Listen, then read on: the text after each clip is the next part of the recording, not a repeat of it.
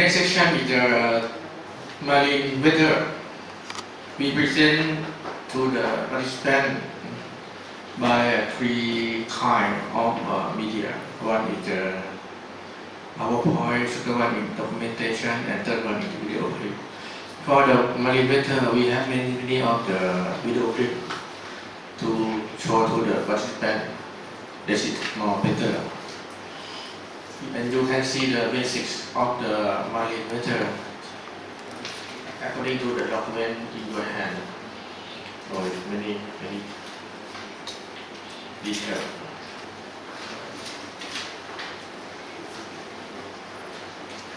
Also, I have some video clip to show in the presentation before we give the information by what is the disaster when the boat confront with the big wave.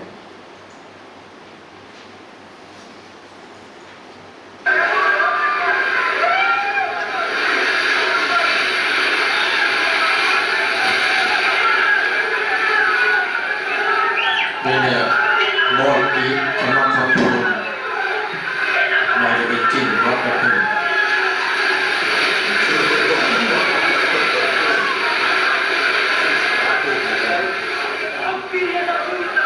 That is finished by the wave.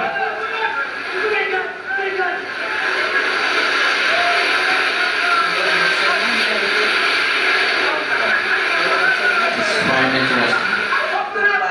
If the shore is lucky, what happens?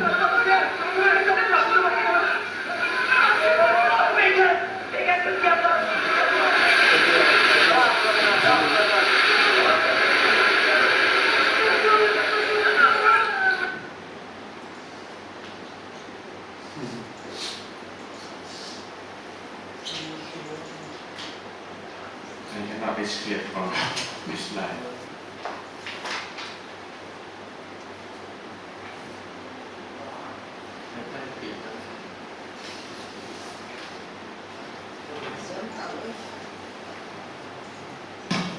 And another slide. There we go. What happened? Now the vessel is disabled.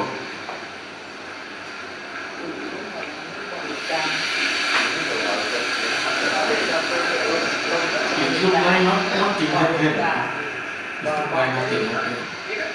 The wave is not so big. But what will happen if the offline?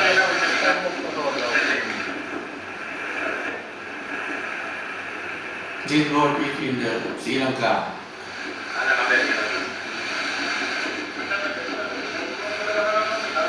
If they have the knowledge, the accident will have never happened. But what will be happening is after.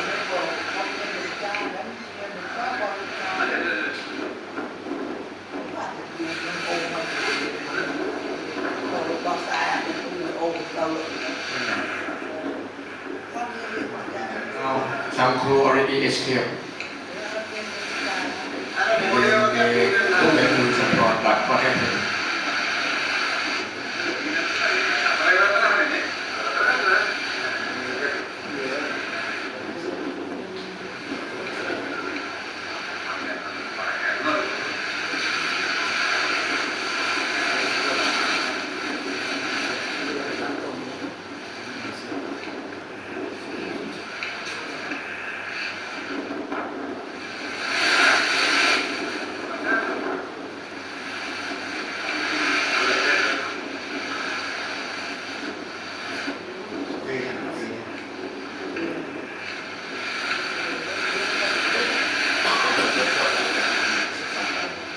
This board made of the fiberglass.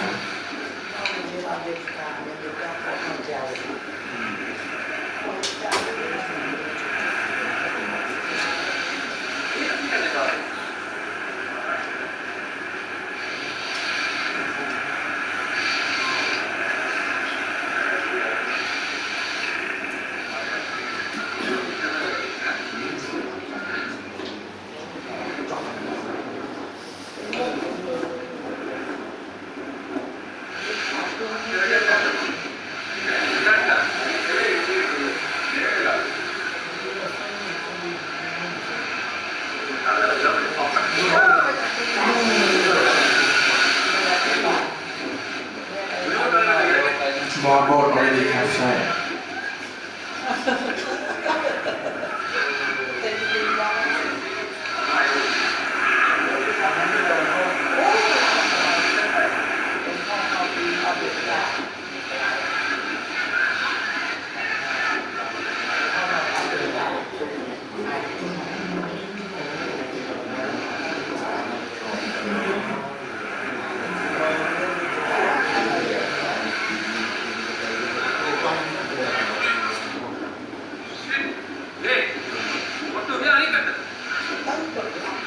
Without knowledge of crew, you see, like this situation, the crew still be tied up to the boat.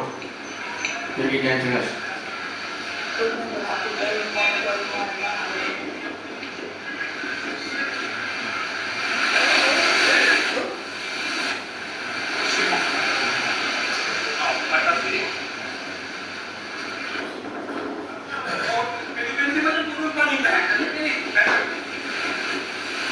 This situation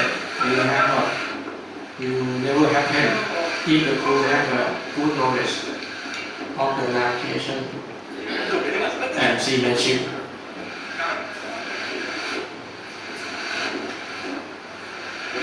And you can see what is the wave doing. So for the presentation of the marine weather, we talk about the main factor. It includes of the pressure, wind, wave, cloud, depression, thunderstorm, weather forecasting, and shelter the bad weather. Then the participant will have the basic knowledge of them through the video clip. Then the first of all, we have to talk about the pressure, atmospheric pressure. Then the air pressure is the rate of atmosphere pressing down on the earth is measured by the barometer. In units of called millibar or hectopascal. The most barometer uses mercury in the glass column, like a thermometer, to measure the change in the air pressure. And the atmospheric pressure is an indicator of the weather, high pressure and low pressure. When the low pressure system moves into the atmosphere, it will lead to the cloudiness, wind and precipitation. High pressure reach the fair and calm weather. Then at the sea level, mean sea level pressure is 1013 hectopascal. That is the main one. Then if the pressure above that one will be high pressure and lower that one will be low pressure. Then 1013 hectopascal, that is the mean level to separate between high pressure and low pressure.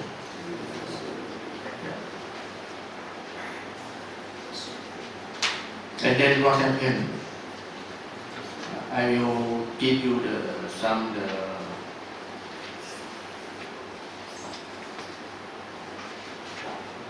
video clip. Then we go to see the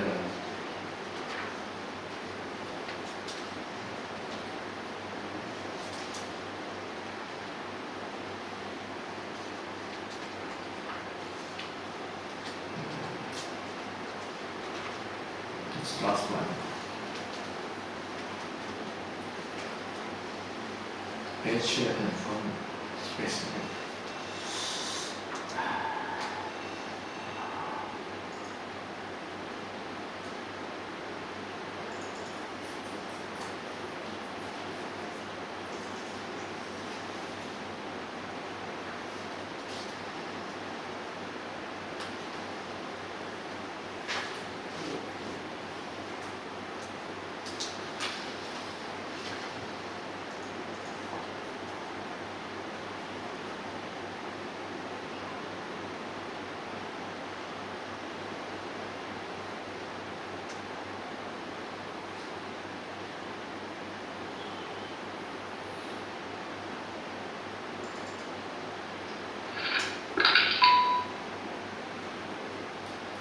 system.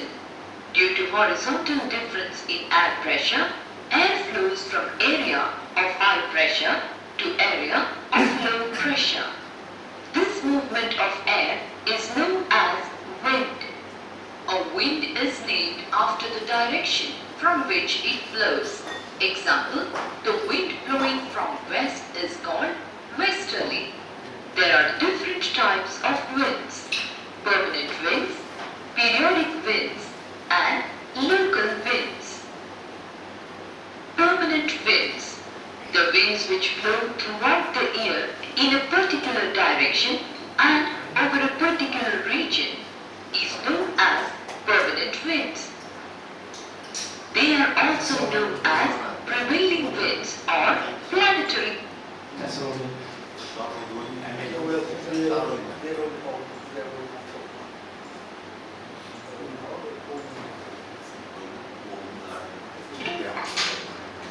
Wrong.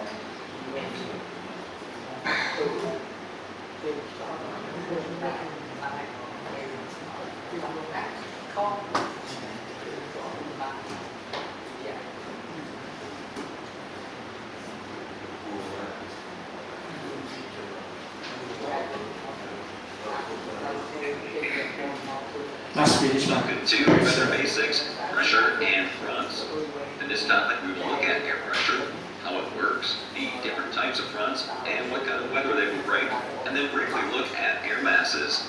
Let's start with pressure. The atmosphere is made up of atoms and molecules which are always moving. Despite their very small size, when they hit something, they exert pressure. Air pressure is the force exerted by the weight of a column of air above a particular location. At the Earth's surface, this is 14.7 pounds per square inch, also known as psi. In meteorology, pressure is measured in millibars, or inches of mercury. Temperature has an effect on pressure. On the left, we have a column of air. If we warm this column but keep the pressure the same, the column will expand as the molecules become more energetic. Conversely, if we cool the air, keeping the pressure constant, the volume will decrease as the air molecules become more lethargic. So, same pressure, but different volumes because of the temperature change. Adding mass or removing it also has an effect on pressure. Again, let's look at our column of air on the left at a standard atmospheric pressure. If we add mass to this column but keep the volume the same, the air pressure increases while the temperature also increases due to more molecular interaction. Basically, the more molecules and the faster they move, the warmer it will get. Now let's remove some mass, again keeping the volume the same. The air pressure decreases and the air cools as there are fewer molecules to bump into each other. So changes of mass, keep the volume the same, results in different pressure and temperature. Now let's look at high pressure and how it relates to weather. First, let's look at how high pressure, represented on weather maps by a blue H, works in the vertical. Air is heavier and sinks in the middle of high pressure. As a result, air moves out from the center of the high. In the horizontal, we see air moving away from the high center, or the air doesn't move straight out, it actually curves, turning to the right. So the circulation around an area of high pressure is clockwise. Why is this? This is the result of the Coriolis force. The Coriolis force causes an apparent deflection of the wind because of the rotation of the Earth. In the northern hemisphere, the deflection is to the right. In the southern hemisphere, it's to the left. High pressure is usually associated with clear and quiet weather. Low pressure is represented by a red L on weather maps, so let's see how this operates in the vertical. Air is drawn into the area of low pressure and then rises in the center below, exiting the loft. In the horizontal, we see the air moving into the low. Again though, Coriolis force will turn these winds to the right, so the winds turn counterclockwise around an area of low pressure. Usually, low pressure systems bring clouds and breezier conditions. Precipitation is also fairly common. Now let's examine fronts, the various types, and the weather they can bring. Fronts are boundaries between two air masses of different temperature and density. In the horizontal, when two air masses meet, the warm air rises above the cooler, dense air. Fronts are usually associated with an area of low pressure. Precipitation often accompanies fronts. When a front passes, wind directions will change, temperatures will fall or climb, as will the pressure, and moisture may increase or decrease, all depending on what type of front moves in. So let's take a look at these frontal types. Cold fronts occur when a colder air mass replaces a warm one. Precipitation usually accompanies a cold front. Warm front is a boundary where warm air is replacing cold air. Clouds and broad areas of precipitation can form ahead of a warm front. Stationary fronts act similar to a warm front, although the temperature change on either side of the front is usually not large. Occluded fronts form when cold, cool, and warm airs collide. Occluded fronts usually indicate a storm system that is starting to weaken. Cold fronts are represented by a blue line with triangles called barbs on a weather map. The barbs point in the direction the front is confronted, while warm and humid west. Then 50 millibars, 917 or 931. It was 850 millibars, and that was measured in a tornado near Manchester, South Dakota. What was the highest surface front? So what did we learn? There are 4 types of fronts. The cold front has warm air ahead of it and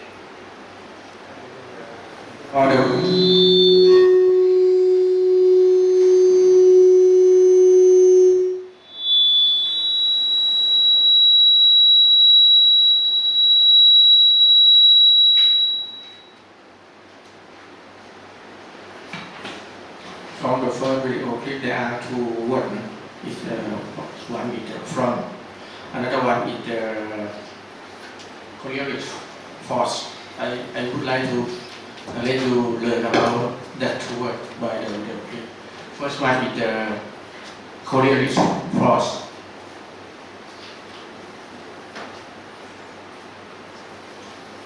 In this view of Earth from space, it is clear that the Earth is rotating.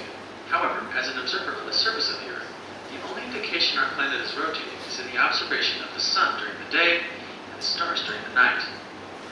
Every day the sun rises in the east and sets in the west, but we are completely unaware that we are traveling to the east at hundreds of miles per hour. So just how fast are we moving? Well, at the equator, the rotational velocity of the Earth is an incredibly fast 1,018 miles an hour. If you were to travel from the equator to about 30 degrees north latitude, the rotational velocity would have slowed considerably to about 882 miles an hour. Well, why? As you walk north or south from the equator, you're actually getting closer and closer to the Earth's axis of rotation. Because the surface of the Earth is solid, the rotational velocity will decrease as you walk north or south from the equator, because you're actually getting closer and closer to the Earth's axis of rotation. To understand this better, let's imagine that we take the Earth, a sphere, and flatten it out into a rotating disk like a merry-go-round. If you were to stand on the edge of the merry-go-round, the rotational velocity would be large, and you would feel like you're going to fly off. However, if you stand in the middle, the rotational velocity would be much less, and you would feel like you're barely spinning at all. Now, what if you were to have 2 people sit on opposite sides of the merry-go-round and try to throw a ball to one another? You can see that as the ball leaves the hands of the person throwing it, it becomes independent of the rotation of the merry-go-round, and therefore follows a straight path. But because the person trying to catch the ball is still rotating with the merry-go-round, they are quickly moved out of the ball's intended path. Because the merry-go-round is spinning counterclockwise, this deflection is to the right. If it were spinning clockwise, the deflection would be to the left. Air move from the Now, to high observe pressure above to the low merry-go-round, pressure. the path of the Then ball is in straight. the north hemisphere, However, on the merry-go-round, the air will move train to the right hand side, this experiment and demonstrates southern hemisphere the will merry-go-round train to causes the left hand side, like in the ball. the video clip shown. This also demonstrates how air movement on the Earth's surface can be deflected by the Earth's rotation, a phenomenon called the Coriolis effect. How do we relate the effects of the Coriolis force to air motion in our atmosphere?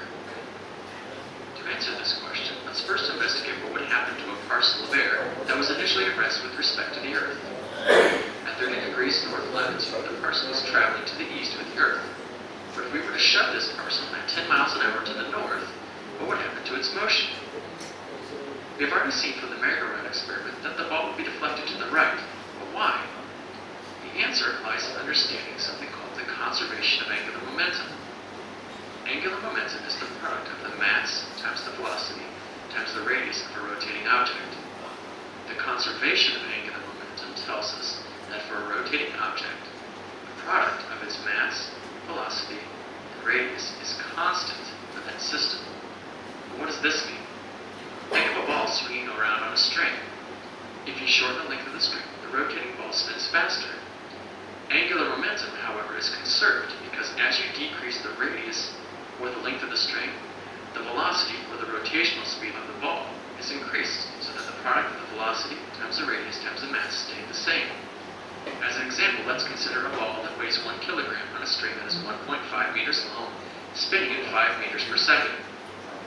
When we calculate the angular momentum, we find its There value is too much theory and 7.5. class.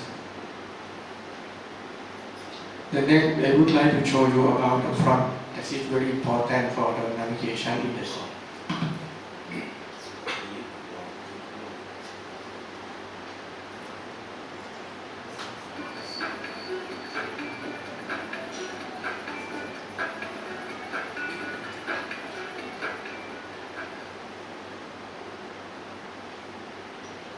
Air fronts.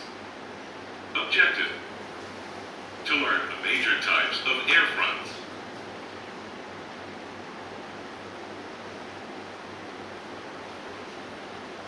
Huge air masses can be found all across our Earth. An air mass is a large area of air which has a similar temperature and humidity throughout. Fronts are the invisible boundaries that occur between two air masses. Based on the temperature of an air mass, a front can be either cold or warm. The masses don't mix, but instead, one mass pushes the other along. This boundary is called a front.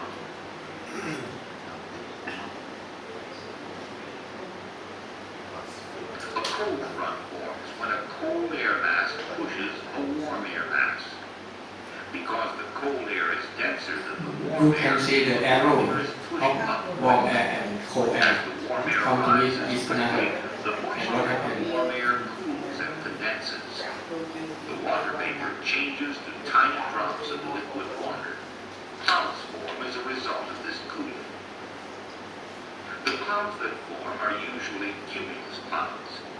The size of the clouds depend on the amount of moisture present in the warm air mass. Precipitation is often heavy along a cold front. It may not last long, but it is generally a heavy rain with increased wind speed. Thunderstorms are common along cold fronts. During the winter, snowstorms and blizzards may occur along a cold front, depending on the temperature differential and the amount of available moisture. Cold fronts are represented as blue lines with triangles pointing in the direction the front is moving. Cold fronts move from the northwest to the southeast. When a cold front passes over an area, temperatures may drop as much as 15 degrees, sometimes even more than that. As they're moving, air masses don't mix. Instead, one will push the other. Cold fronts move faster than warm fronts. Cold air is denser than warm air, causing cold air masses to be harder to remove from the Earth's surface. So when cold and warm air masses meet, the cold front will move beneath the warm air, lifting it upwards. The incoming cold front will create a sudden drop in temperature along with heavy rain, sometimes even hail, thunder, and lightning. The lifted warm air will produce clouds and thunderstorms.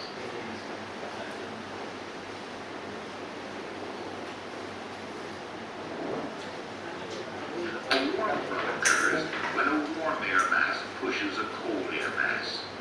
The warm air moves up and over the cold front. Notice that the movement of the warm air over the cold is at a much more gradual slope than at a cold front.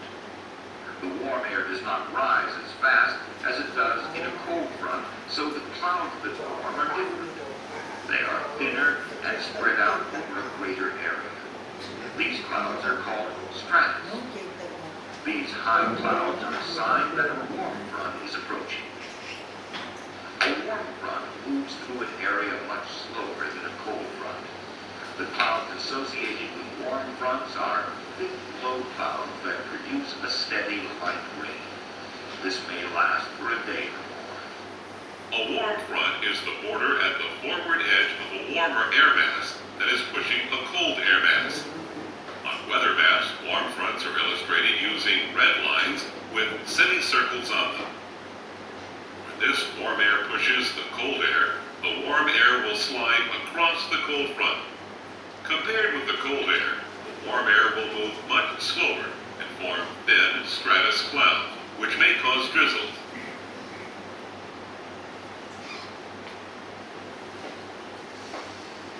Sometimes the boundary between a cold and warm air mass doesn't move.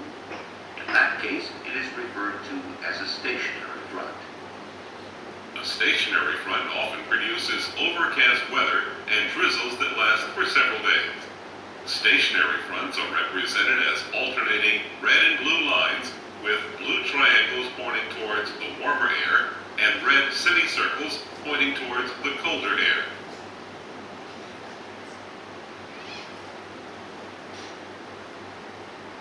Sometimes when a cold front is overtaking a warm front, the warm front is actually lifted above the ground.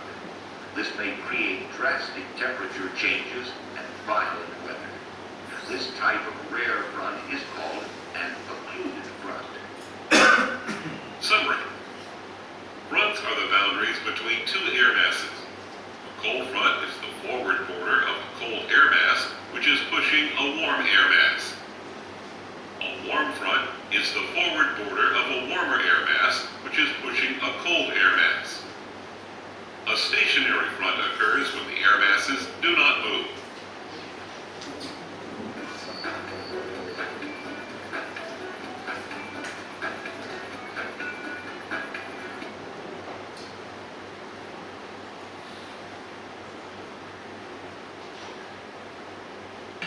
Then after the pressure finish, then we go to another factor.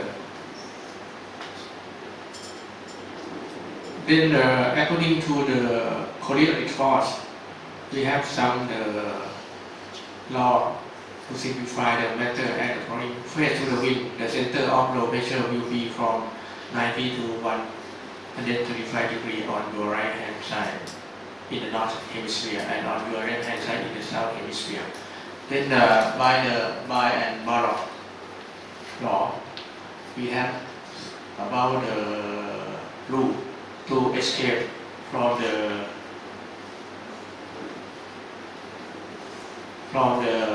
natural situation. Then we show it on the video clip like this.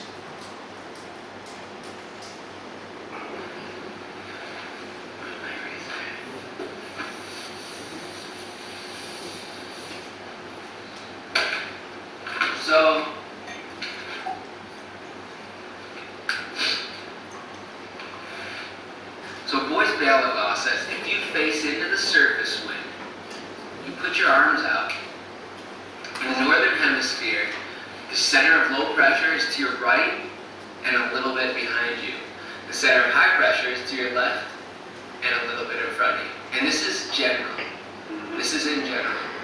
So if you face into the surface wind, the low pressure is to your right and somewhat behind you. And you could track whether the wind shift is to the right, whether it's veering, or the wind shift is to the left and it's backing.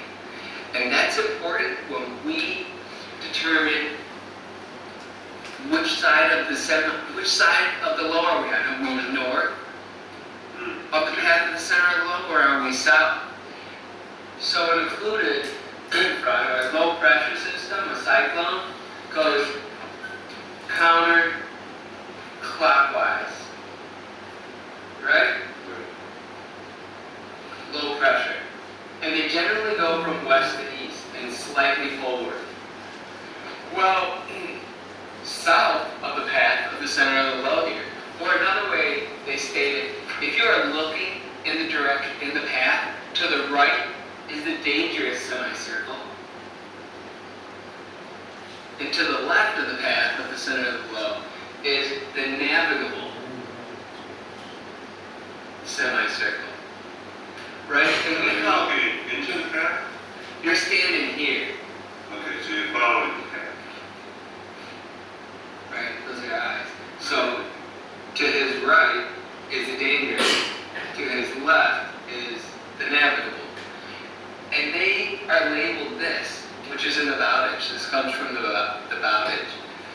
because the wind direction here is in the same direction as the velocity of the entire system, right? So the wind speed plus the velocity, we end up with higher wave heights and higher wind speeds.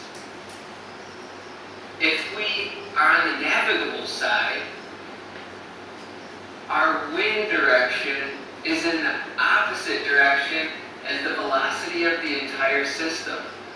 So the velocity takes away from the wind direction. You get lighter winds and lesser waves.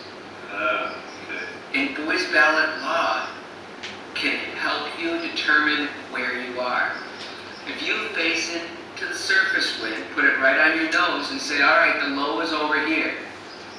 And record where that is, and then record it like every half hour, every hour, and you're shifting to the right.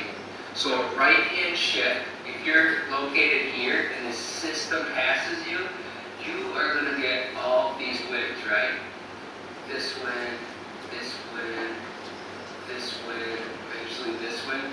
This is a right-hand shift. See that? So it's a right shift. Okay, right shift or is veering? And instead of being veering, and this tells you you are in a dangerous semicircle.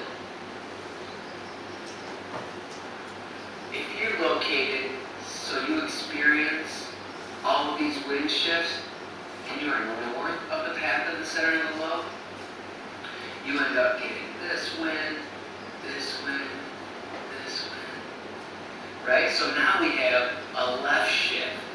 So we get a left shift, and the wind is said to be backing. Right? These terms are this is my association. Veering, that sounds a little more violent to me than backing. Veering, backing. Okay. I thought it was the opposite. I thought backing was more dangerous than a veering. Interesting. Now, backing when you're on the navigable side, Right. and you have less wind and waves, Mm-hmm. because your wind velocity is less the speed of the low pressure. Correct. So the velocity takes away from wind speed on the navigable side and adds to wind speed on the dangerous side. And in the bowdage, it goes through. If you find that you're on the dangerous semicircle, it tells you how to get out of it. You put your starboard bow into the waves and heave to. If it's a real bad storm, right? If you really can't make way, put the waves and the wind on your starboard bow. So you end up, if this is your vessel, put them on your starboard bow, you get away. Right. And then, if you find yourself on the navigable semicircle, put your starboard quarter to the winds and waves, and it will drive you away from the low this way. Okay. It's just, you're basically getting yourself spat, spitting out from this. And it goes over, I wish I could remember what it said, but it says if you find yourself right in the path, the wind does a certain thing, and you need to go towards the semicircle, let's say right here, you want to get out of here and get yourself headed in this direction. So dangerous right-hand shifts, veering. Put your starboard bow on the waves and go into it. If you're on the navigable side, you got left-hand shift. You're backing. Put your starboard quarter to the waves.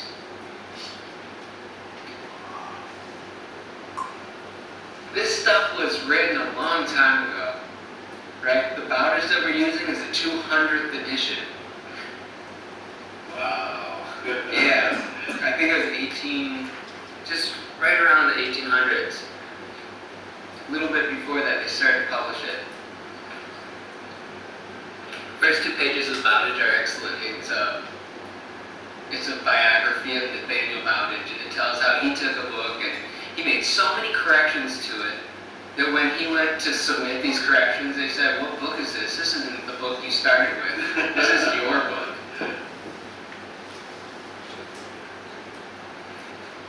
And these practices, this isn't the most practical thing when we leave Chicago Harbor and we go an hour out and we come an hour back. Yeah. This is when you go a year out and it takes you a year to get home. Right, exactly. But this is very interesting. It is. Good.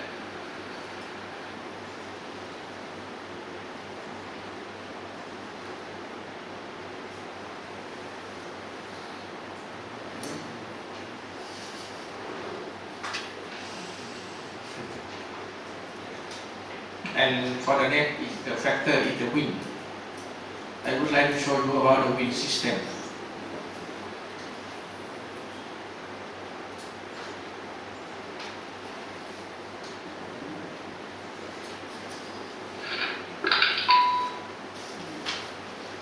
Wind system. Due to horizontal difference in air pressure, air flows from area of high pressure to area of low pressure. This movement of air is known as wind. A wind is named after the direction from which it blows. Example, the wind blowing from west is called westerly.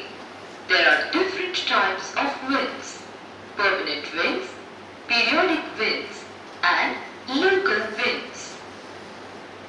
Permanent winds. The winds which blow throughout the year in a particular direction and over a particular region is known as permanent winds. They are also known as prevailing winds or planetary winds. They are the trade winds, anti-trade winds, polar winds. The trade winds. Winds tend to blow from high pressure to low pressure, but they are deflected to the right in northern hemisphere and to the left in southern hemisphere. This is as per Farrell's law of deflection. So, the trade winds blow from the subtropical high pressure belts towards equatorial low pressure belt. East being the common direction, they are also known as easterlies. In the olden days, these winds were useful for the traders. That is why they are called as trade winds. Anti-trade winds. These winds blow in the opposite direction of trade winds. They blow from subtropical high pressure belt towards the subpolar low pressure belt. West being the common direction, they are also known as westerlies. Polar winds. These winds blow over the polar region from the poles towards the subpolar low pressure belt. Their direction is the same as that of the trade winds. That is why they are often known as polar easterlies. Periodic winds. These are the winds which blow over a particular period of the year in a particular definite direction over a particular area. These winds develop due to unequal heating and cooling of the surface of the earth. The periodic winds or the seasonal winds are also called monsoons. Monsoon winds. Monsoon winds are seasonal winds which blow from sea towards land mass in one season and then from land towards sea in the other season of the year.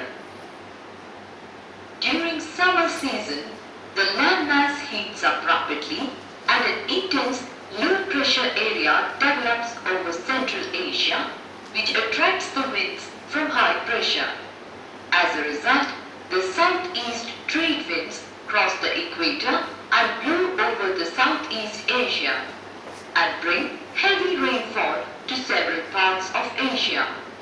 These are known as summer monsoons or southwest monsoons. During winter season, becomes cooler and the pressure over Central Asia becomes high. From this high pressure area, the winds blow towards equatorial low pressure area in the northeast direction. These are known as winter monsoons or northeast monsoons.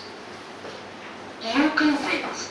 Local winds blow over a limited area and have local significance. They are of two different types. Land and sea breezes. Mountain and valley winds. Land and sea breezes. Land and sea breezes develop due to the difference in the rate of heating and cooling of land mass and the sea. During daytime, the land heats up quicker than the sea.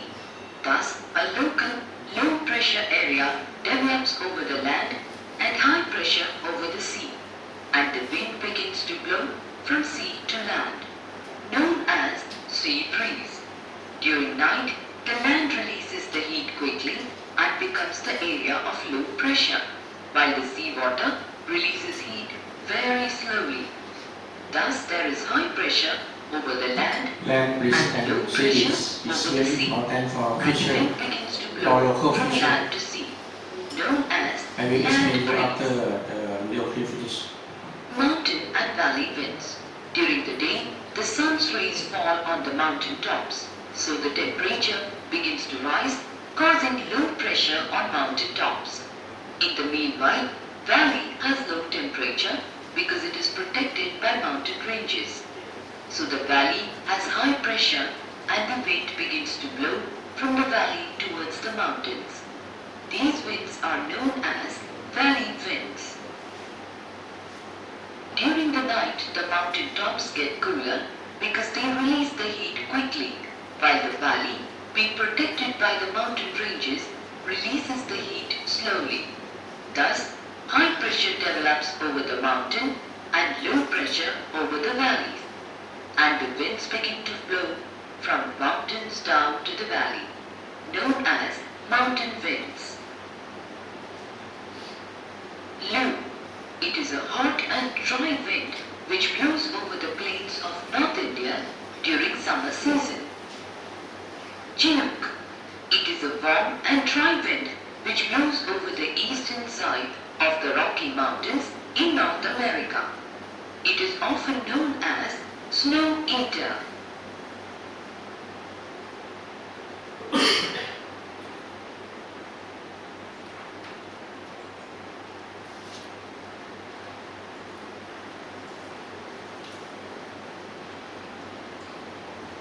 Sea breeze will have very significant force. Then sea breeze will start during forenoon and finish in the after sunset. Then you can see the strength of wind force is up to 4. Wind force scale 4 is mean about 11 to 17 knots. Very strong. Then if the fisherman sea breeze will blow from the sea to the land, then after finish fishing, then if they come back to the land in the afternoon, they can take advantage from the sea breeze. So for that you can use the sail for the navigation to reduce the cost of the fuel. And for the land which will be start from the evening and fade out in the after sunrise. It means that during the land will change to be sea breeze. The fisherman will go out in the morning, early morning, which is the wind is calm. Then if you do like that, you can save cost of the expenditure, and you can go back in the afternoon or evening by use the sea breeze. South area very strong. And another thing is the monsoon wind. Just from the presentation from the clip, the important monsoon in the Southeast Asia, there are 2 monsoon. The winter monsoon and summer monsoon. How the monsoon is created. We can see from the clip.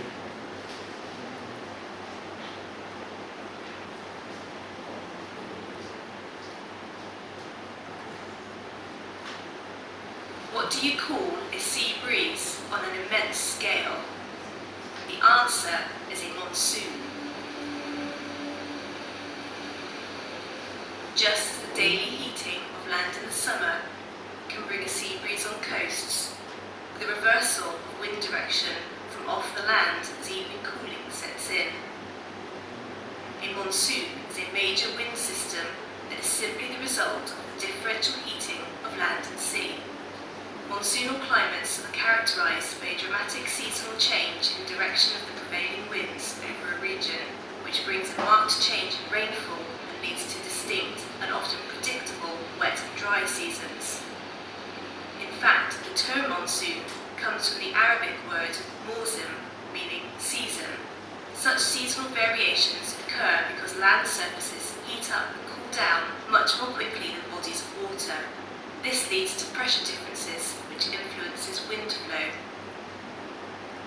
Usually the term monsoon is associated with heavy rain, but in this seasonally changing pattern, there is also a dry phase in the winter months. 60% of the world's population live in regions affected by a monsoonal climate, and probably the best known monsoon is the one that affects much of South Asia.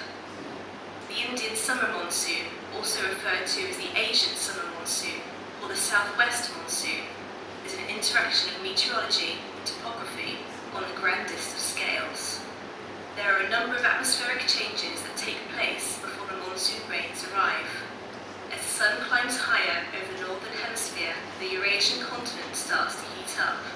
The subtropical jet stream, which moves from west to east over northern India, weakens and moves northwards, settling in a new location far to the north of the Himalayas.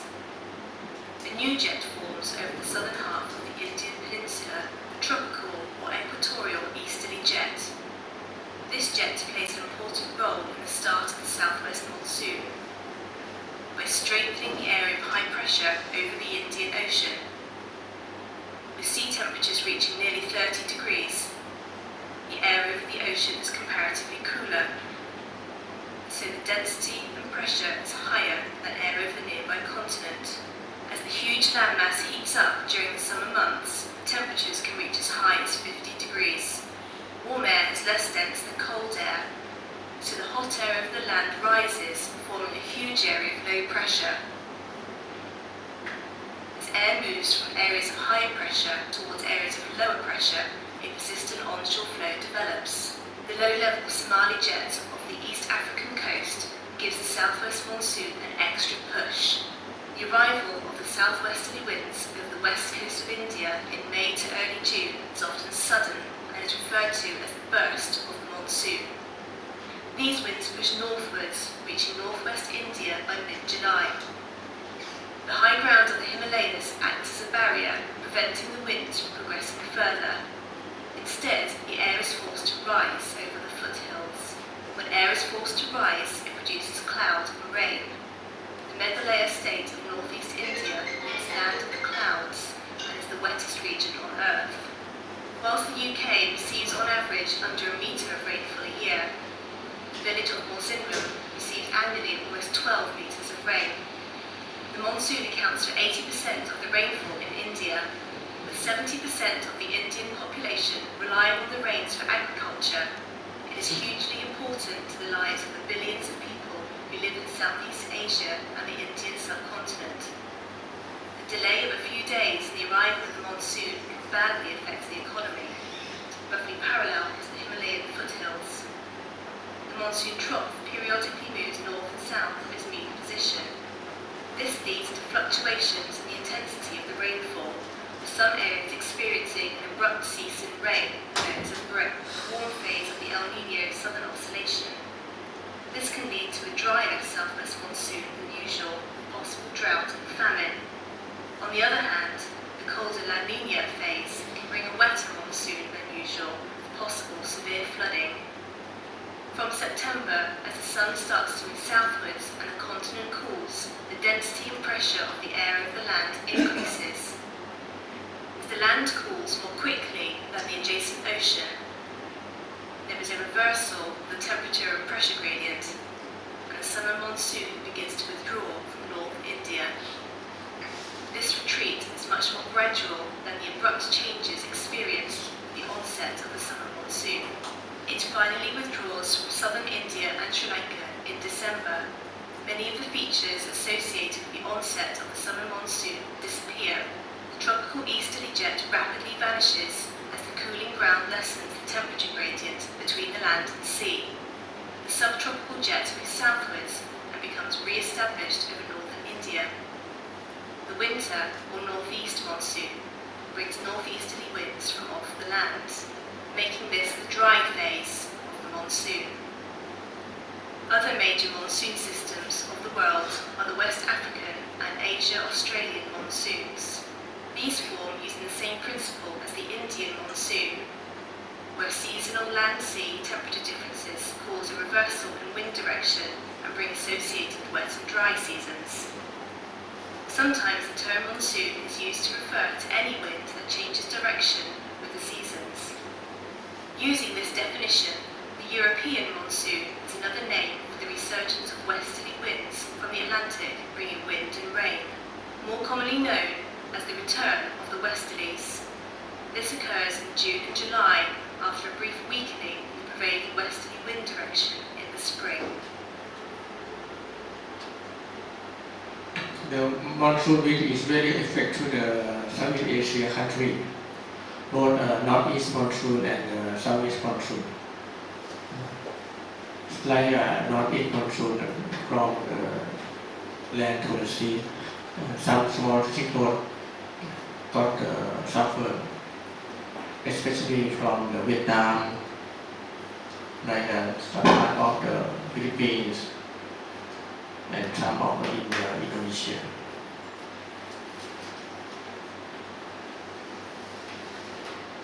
Then after we learn about monsoon wind, we go to another like thunderstorm wind. This one also, because thunderstorm wind will happen immediately and finish in soon. Then we go to see the formation of thunderstorm wind.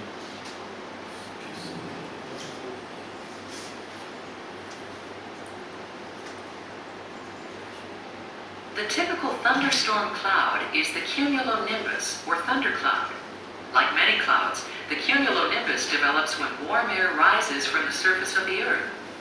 As the warm air rises, it cools, and water vapor condenses into minute cloud droplets. In a thunderstorm, the updraft of warm air is rapid, and the cloud builds up quickly. When the thundercloud has grown to maturity, water and ice droplets come together and precipitation begins.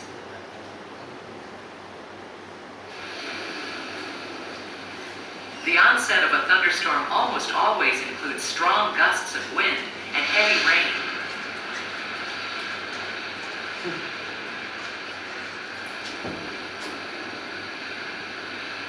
But the most dangerous and spectacular of all thunderstorm features is lightning.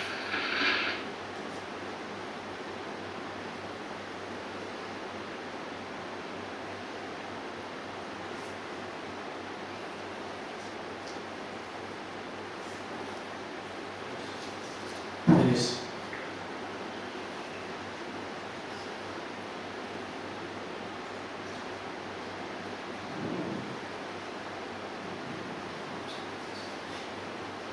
And this one is the low force scale, the force of wind. We divide in 12 level.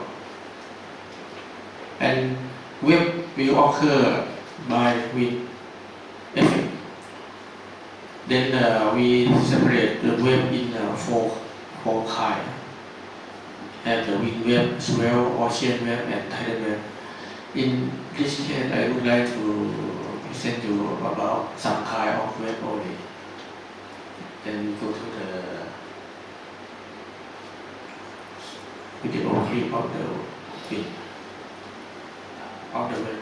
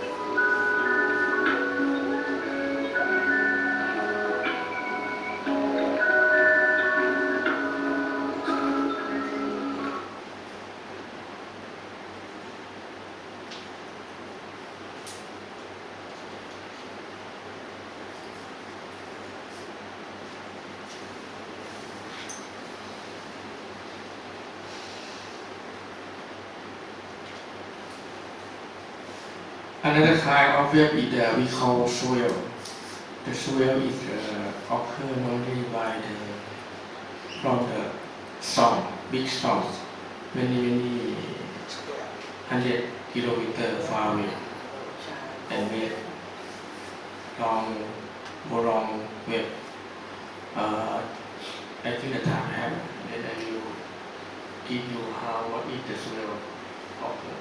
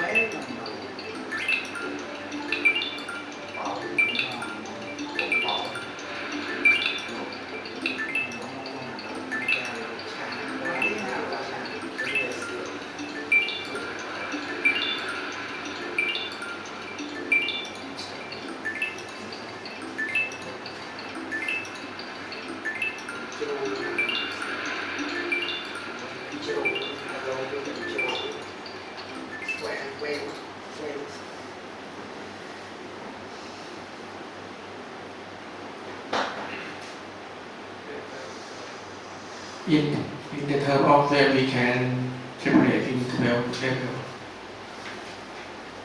Chapter in the calm, you can see that this is the wave forming. In the light air, was one of the wind in the wave forming. And number two, level 2 of force, we call light breeze. You can see you can see in the sheet you have in hand. This one for number 3, gentle breeze. Number 4, moderate breeze. Rest breeze. Number 5, strong wind. Number 6. Number 7, the speed of the wind during 28 to between 28 and 33 knots.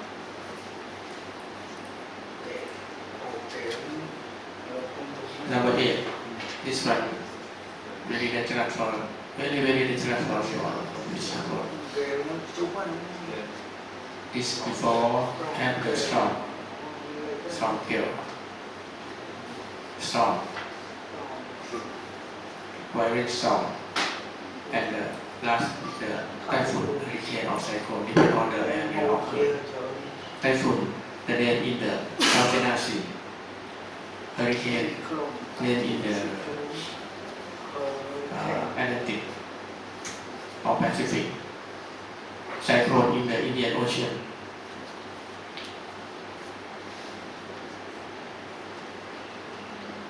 And the next is the factor is cloud. For the cloud, we separate in 3 kinds: low cloud, medium cloud, and high cloud.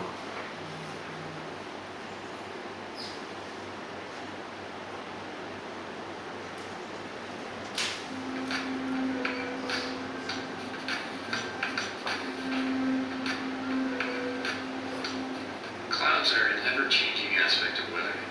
Clouds can often be a great visual indicator of certain weather patterns. They can even act as a harbinger of upcoming weather conditions. In this brief weather tutorial, we will discuss 4 primary types of clouds, as well as some combinations or hybrids within these categories. We'll show some specific examples of each, and we'll also look at some of the weather elements associated with these different cloud types. Clouds are categorized by their structural characteristics and the height in the atmosphere in which they develop. The 4 main forms of clouds that we'll talk about are cirriform, cumuliform, stratoform, and nebulform. There can be different combinations or hybrids of each of these cloud types. Cirrus clouds are high-level clouds that typically form between 16,000 and about 50,000 feet above the Earth's surface. And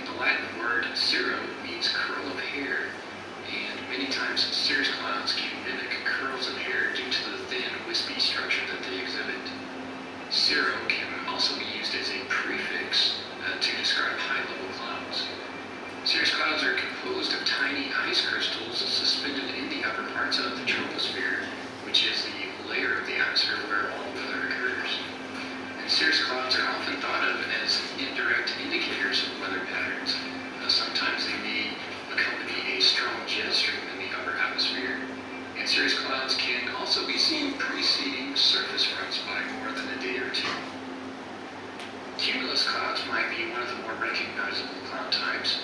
Cumulo is Latin for heap or pile, and cumulus clouds can often look detached or isolated from other clouds, and they'll often appear as fluffy white cotton balls or perhaps even cauliflower. These clouds are considered low-level clouds, usually forming between a few hundred to a few thousand feet above the Earth's surface. In the desert southwest and much of New Mexico, these cloud mixes will often form at even higher levels than other parts of the country due to the warm and arid conditions within the southwest. Stratiform clouds, or layer clouds, often appear as a sheet or layer of cloud that exhibits little definition or features. In other words, they will typically appear as a hazy white or gray mass. Stratus clouds are primarily thought of as low clouds, but they can also be observed in the middle to upper parts of the atmosphere as well. Mid-level stratus clouds are referred to as altostratus, and high-level stratus clouds are commonly identified as cirrostratus. Nimboform clouds are also representative of a hybrid or combination of different cloud categories. Nimbo is Latin for rain. The two common nimboform cloud types are nimbostratus and cumulonimbus. As you can probably guess, nimbostratus are layered clouds producing rain or precipitation. These clouds can extend into the middle to upper parts of the troposphere, but they are typically only seen in the lower parts since they will usually obscure any clouds above. Cumulonimbus are also a unique hybrid cloud that extends from the lower to the upper parts of the troposphere and are otherwise known as thunderstorm clouds. We briefly mentioned cirrostratus, but another high-level cloud is cirrocumulus. These are similar to altocumulus, the difference being that altocumulus form in the mid-levels of the troposphere, while cirrocumulus clouds are in the highest part of the troposphere. Altocumulus clouds have some variations of their own. One such variation that frequents New Mexico is the altocumulus standing lenticular, sometimes simply referred to as lenticular, linnies, or even wave clouds. These clouds are common on the leeward side of topographical barriers, such as mountains, where a stable layer of air is then found above the crest or peaks of the topography. Stratocumulus clouds are another combination of two previously mentioned categories, stratus and cumulus. So we've discussed several types of clouds. We hope that you've learned something about clouds, and maybe you can scan the skies next time you step outside and identify some cloud types on your own. For more information, refer to the National Weather Service, including the Jetstream website, where you can learn more about clouds and see more cloud diagrams and imagery.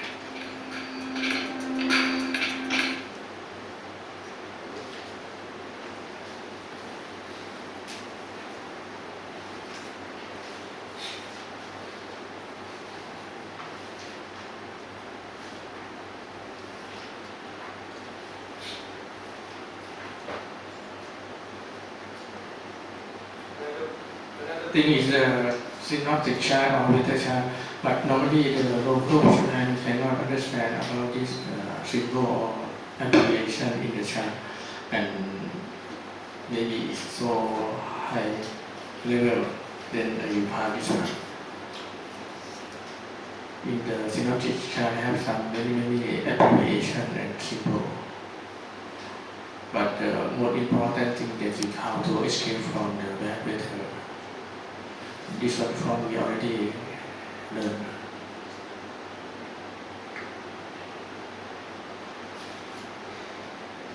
This one, synoptic chart also. One thing is very dangerous, that is the tropical cyclone or like a typhoon or hurricane. Okay, we have not enough time. Then we go to another one, how to escape. This one is the part of typhoon during 1980 to 2005 from Pacific part to the South China Sea. You can see that the Philippines will be the entrance of the typhoon for the South China Sea. And this year in the season of typhoon, you can see that in the South China Sea, how many typhoon will come in each month, and what month will disappear of typhoon. You see on the first line, South China Sea, the red color that is the typhoon season. You can see in January, number of typhoon is 5 to 6 typhoons. Then from the November to the February, that is the winter monsoon. Then the typhoon in South China Sea will have a lot in the winter monsoon during November and February, but disappear during May to August. September is some only, not much.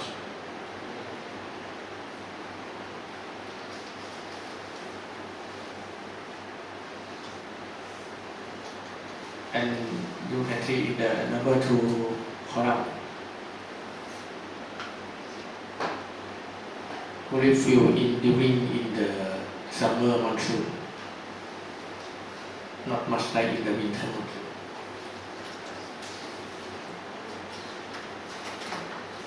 Then the force of wind in the east of the depression storm will be like this one. Tropical depression with force is the 7. Tropical storm 8 to 9. Severe winter storm force is 10 to 11, and typhoon, hurricane or cyclone with force will about 12 up. 12 will for scale for 12 is the 63 knot. 63 knot up. If the wind force is 12, the storm will change to be typhoon or cyclone. And the next one for the consider to go to fishing. Then before to go out to the sea, we have to get information from television, from radio or weather forecasting. Nowadays the prediction is very accurate, and they have broadcasting for at least 4 times.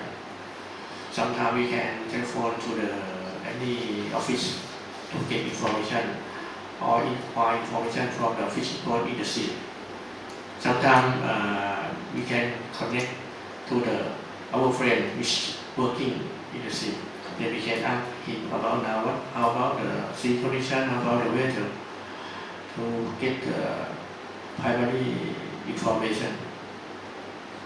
Or the weather observation by teacher at Capt that we learned that a type of cloud which have the bad weather is the low cloud.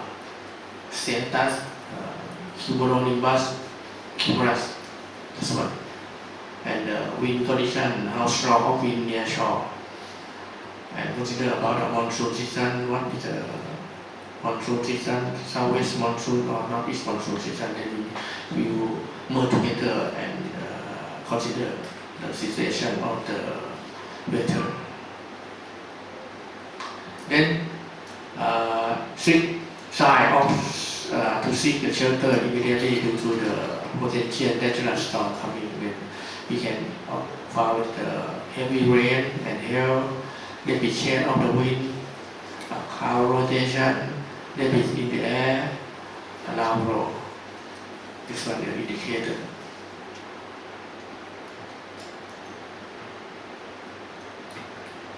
Then in the sea, when we make the strong wind or big wave, then third one will have to reduce the speed and line the wave slower and maintain your vessel speed to lessen the impact of swell. We may also need to anchor it at the 45 degrees even if you are not headed directly toward your destination and it's set route.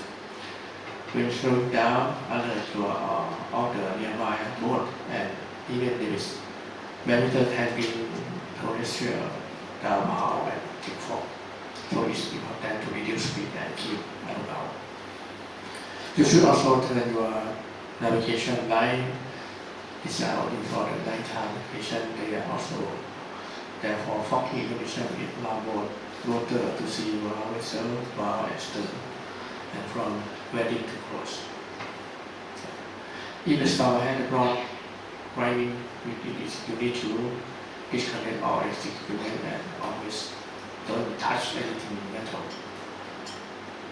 If all else fail, the swell are high and your vessel is being tossed around so much.